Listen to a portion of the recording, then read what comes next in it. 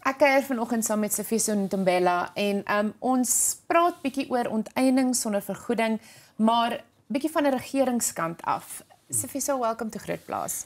Thank you very much for having me here. We had such a good discussion the other day you were here, and I know this isn't always the easiest conversation to have, but like I told you earlier, I'm glad it's me and you having this conversation. Yes.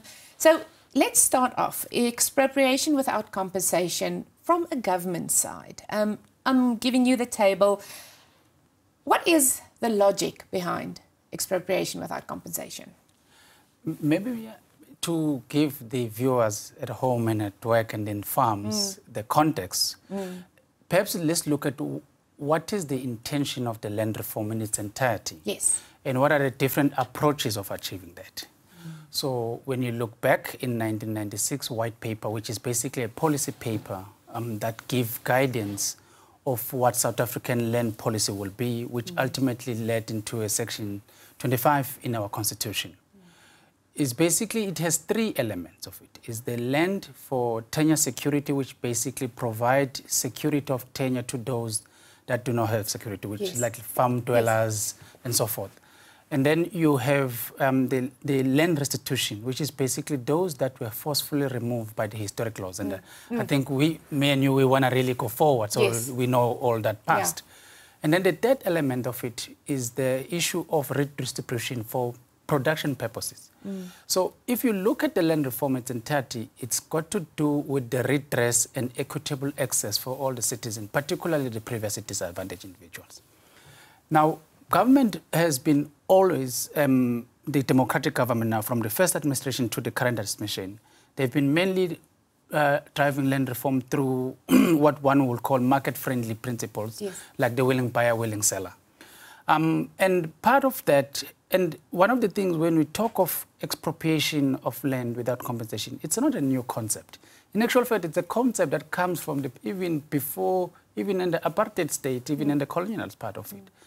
And it has been part of the current South African democratic government policies, where in terms of public purposes and for public goods, where it is necessary, you can be able to expropriate some of the land.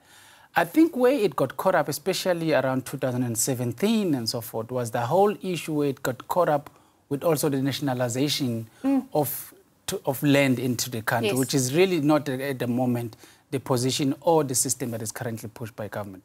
So I think it's important to know that expropriation of land without compensation, it has been part and parcel of instrument that can be explored where it is necessary and is not going to be destructive.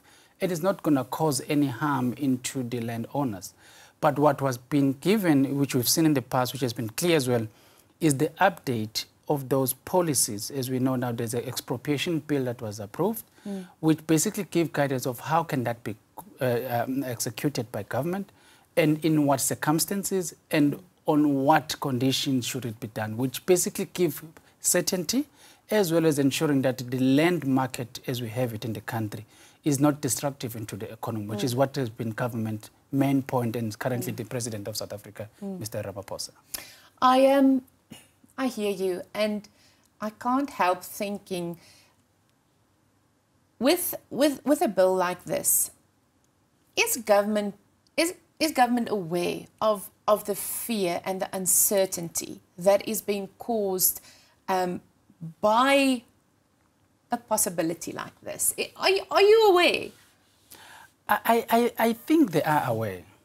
And I think also over and above the fear from the government side, trying to alleviate fears of the citizens in general, and especially for also the farmers in particular, because it always appears if it's targeting farmers. I think it's also an information gap that we need to close. When we're saying, because as I've articulated, if you go around the country, you sometimes feel like it's a new thing that is just being done now, which is not the case, as I've explained. And I think what is important is really to drive the community awareness as well as organization so that they can understand the knowledge, as well as the intention of these things, as well as the impact that will cause. And I think what we need to also encourage viewers at home, what we've seen the parliament, which is another arm of the state, Yes. has been driving these taking parliament to citizens, where they are trying to really show what is the intention of some of the legislation, not only just on land, even on other legislation. What's the intention of it? How does it affect the communities? But also, how does it benefit the communities? Because we've seen expropriation, especially for transport in terms of building of roads or other catalytic infrastructure, it has been implemented. So it's important to showcase that it's only going to be as one of the instruments that is being considered, but it doesn't necessarily mean that now from tomorrow my property or your property will be expropriated. Yeah. And I think that is a very important message, that we are a country that is ruled by the law, and we must make sure that policies are aligned into our constitution, and where it's necessary, our citizens are informed properly of what is the intention of policies and how they can also contribute in ensuring that the policies that are created are also taking into realities their needs and challenges that they face on the ground. Is there any way, and I ask this question while sitting back and trying to look at it holistically, do you think there are any loopholes that can, in this bill, if, let's say we get there, that can be used wrongly or, just like incorrectly by somebody who doesn't have the heart like the government? Let's say, whatever. Yes. It's very hard talking about this, and Absolutely, you get it. Because, absolutely. Yeah, you get it. Yeah. No. One of the things which I think we need to be appreciative of as well is that we have balance and checks now in our democratic. As much as it's still a young democracy, but we have balance and checks. And I think that's where our Chapter 9 institution also comes into forth. But also quarterly, our principals, our executive, which is ministers like my boss and other ministers, get to be held accountable by our parliamentarians, where they account as an executive of how are they implementing some of the policies. Because we must remember, laws of the country are made by the members of parliament. It's made by the parliament, but they get to be implemented by the executive. So I think that three-arm state also ensures that there's balance and checks into the system and safeguards against some of the weaknesses that may appear where certain legislation are then implemented against their own intended objectives. So I think we're really maturing as the state, and one of the encouraging elements we see also in our democracy is the revival and the vibrancy of our civil society, which also keeps us in balance and checks on ensuring that when implemented, such policies are implemented correctly. I really want to also encourage this thing, because these things should be seen in a context of really building a social fiber for the country and ensuring that we drive the reconciliation project that was started in 1994. And we have seen some of the good progress on land reform where there's been transferred. But what we've also seen since, especially the sixth administration, because there's also important legislation around land reform which has been passed, is the policy on beneficiary selection and land allocation, which gives clarity of how governments select beneficiaries for land. But it's also a land donation policy, which also gives clarity on investors and landowners and those that are willing to say, government, let's help you drive this redress project because we also want to play in hand. And we've seen some of the landowners in the country basically coming up and say, we want to donate some of the land so that you can drive the program. So we're hoping these will then be seen in the suit of all contexts of it to say, let's drive the program going forward. One of the challenges which we are aware, and I think Professor Johan Kirsten from Stellenbosch University and my friend Wandile Sihlobo, they made a very important point to say, look, as you try to drive, because we know there was a target set of 30% transfer of land to previously disadvantaged individuals, to say, government, as you look at the numbers of land that has been transferred, don't only just look at the land that you've transferred yourself as government. Also look at the land that a private citizen has procured through private means, because that's a democratic dividend that has created a system where a black person, whether he's a colored Indian or an African, who was not allowed by laws previously to participate in the land market, is now able to participate in the land market. And those are the democratic dividends that we must start recording so that we start showing the true story and actually the positive story that is driving into this reconciliation project or the reconciliation initiatives where we want to build a South African society that is non-racial, that is non-discriminatory, and that is prosperous, which we all want to see. Absolutely. Am I then right when I say that the discussion is still being held? Is the discussion still being held, or are we at a certain point in the discussions where the decision is it's looming, it's coming, we're close, we're getting there? What we have seen, of course, when there was a bill that wanted to change our constitution, specifically at Chapter 25, that didn't pass through in Parliament. So we know that that process didn't proceed. Yes. So what does that tell us? In the meantime, whether that will still come back or not, only the members of Parliament and the citizens in general will have an answer to that. But what we know that is that we are still operating within the confinements of the text of the Constitution as we have it. We're still operating within the policies that has been approved by Parliament and implemented by government.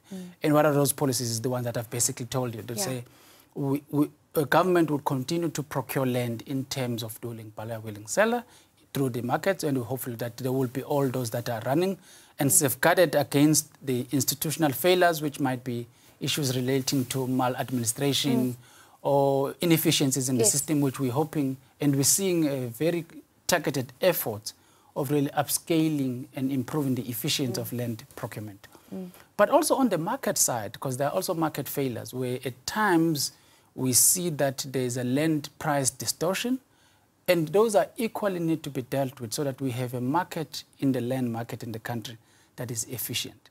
So what I really want to leave the message with the viewer at home is that the land reform program is a program that is really getting all the attention from all the from all the partners and social partners in the country, and it will continue in the manner that will ensure it safeguards the functioning of the state, it respects the property rights of the landowners, as well as ensuring that it provides the necessary support of those that has been settled into the land, in the new settlements into the land, so that we improve the productivity. Now, Maya, I want to come really from an agricultural point of view, because we are the agriculturists ourselves. And one of the key things from the agricultural perspective, and this is the view shared not only by government, but by also industries, is to then say, once the land has been transferred, as much as we understand also land reform at this stage is not moving at the pace that will be comfortable for the beneficiaries and the citizens in general in the country. It is low, partly because of the budgetary issues, that we can't really buy as quickly as we want to. But even that the case, in the process where we were engaging as government with the industries through the Agriculture and Agro-Processing Master Plan, there was a very strong view from the industry side, and this is general organized agriculture and emerging agriculture, to say, government, while you're still trying to procure land, how do we assist you as well to ensure that the land that you have procured is in the right hands? Absolutely, will be used. And will be used, absolutely. And one of the encouraging things which we've seen now from the government side, there is a thinking now to say, when government procure the land, how does it transfer it to the right and properly selected beneficiaries, so that they can also raise private capital to keep the land productive. Because what we want the land to be kept productive, especially those that are bought for the productive purposes. And I think we've seen a lot of those, if you go, for example, in the red meat space, or we go to the fruit industries, and even in the grains, there's really a strong effort where we have now set up what we call a value chain round tables that are commodity specific, to say, how do we provide support to the commercial areas and the commercial farmers, but also to the non-commercial farmers that are coming up and want to participate in the manner that is commercial, competitive, sustainable, and ensure inclusive growth. And that's a point basically that we have committed and we want to see going forward. Once again, I'm very grateful that we can call this a discussion, because I think the debates are still going to be held, and And there's place for the debates, but I'm glad that me and you had this discussion. Thanks for a few clarifications. And yes, I hope you have a good day. Thank you so much for having me.